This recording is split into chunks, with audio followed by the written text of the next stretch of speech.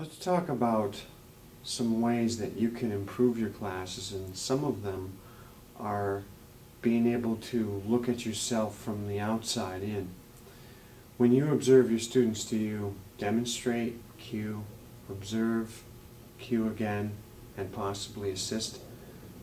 That's a sequence of events that takes place when you're teaching a class.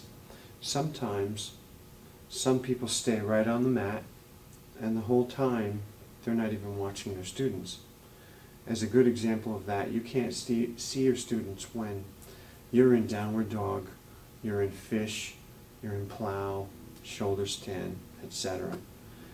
And if you set yourself up so you've got your back to them, that's going to be tough from the very beginning, even if you have a mirror in front of you, because on top of not looking them in the face, what happens is you kind of give off an air that they're secondary to the class. Basically, it's your own practice and they're kind of along for the ride.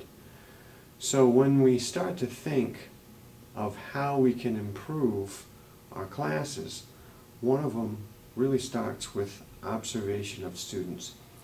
Sometimes we have to get up and leave the mat. We can't see when we have to get up off the mat unless we observe our students. And then on top of that, it's sometimes good in those poses that I mentioned, downward dog, fish, plow, shoulder stand, and so forth. It's good in all of those types of poses to be able to walk around. Maybe you've demonstrated how to do it. Now is the time to walk around, because that's the time that your students are going to need help. So we'll conclude with one last thing.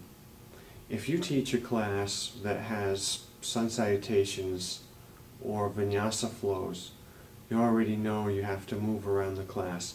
You can't just stay in one corner of the room and let the class run by itself.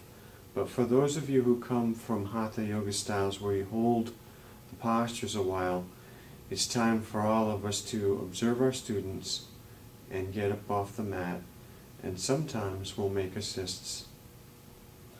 Namaste.